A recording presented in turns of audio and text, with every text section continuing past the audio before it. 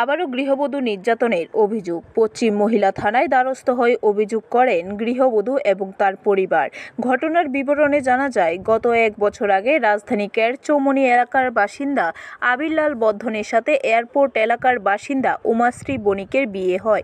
গৃহবধূ উমাশ্রী বণিক জানান, বিয়ের কয়েক মাসের পর থেকে বিভিন্ন বিষয় নিয়ে সাংসারিক ঝামেলা শুরু হয় এবং গৃহবধূর স্বামী, শ্বশুর, শাশুড়ি ও স্বামীর ছোট ভাই গৃহবধূর উপর নির্যাতন শুরু করে। পাশাপাশি গৃহবধূর স্বামী গৃহবধূর কাছ থেকে বিভিন্ন সময়ে টাকা চাইতো এবং তা যদি গৃহবধূ জানতে চেষ্টা করে তখন তার উপরে নির্যাতন চালাতো তার স্বামী। নির্যাতিতা গৃহবধূ আরও জানান, তার কাছ থেকে স্বামীর টাকা নিয়ে তার ছোট ভাইকে দিত। ছোট ভাই নাকি নেশায় আসক্ত, সে নেশা করার জন্য তাকে টাকা দিতে হতো। তখন গৃহবধূ সে বিষয়টা দেখতে পেয়ে টাকা না দেওয়ার কথা বললে তখন সবাই মিলে অত্যাচার শুরু করে। শনিবার রাতেও এরকম অত্যাচারের শিকার হয় গৃহবধূ উমাশ্রী বণিক। এই অত্যাচার সহ্য করতে না পেরে রবিবার পশ্চিম মহিলা থানায় অভিযোগ করার জন্য ছুটে আসে এবং সংবাদ মাধ্যমকে তার নির্যাতনের ঘটনা তুলে ধরে।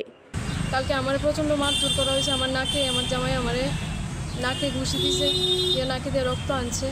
আমি মোবাইলটা রেকর্ডিং করছিলাম, রেকর্ডিং কেড়ে করলাম। আমার থেকে মোবাইলটা নেওয়ানোর অনেক চেষ্টা করা হয়েছে, আর পারছে না। আর তার মধ্যে একটা প্রবলেম কিটা আমার 2 দিন পরে বলে টাকা পয়সার লেগে চাপ দিত। হ্যাঁ, আজকে 10,000, কালকে 20,000।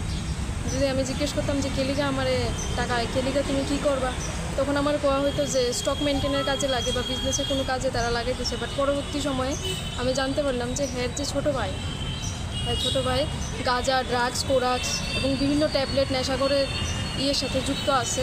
প্লাস বাড়ির মধ্যে 10-15 জন ছেলে আইন নাও সন্ধ্যার পরে রাত্রে 10টা, 11টা, 11:30, 12টা অবধি আড্ডা বয়তো আমার ঘরের সামনে। আমি যদি এটি নিয়ে বাধা দিতে চাইতাম তাহলে আমার নানা রকমভাবে হ্যারাস করতো, আমার মারতে পর্যন্ত যাইতো, এমনকি আমার মার্ডারও পর্যন্ত করে।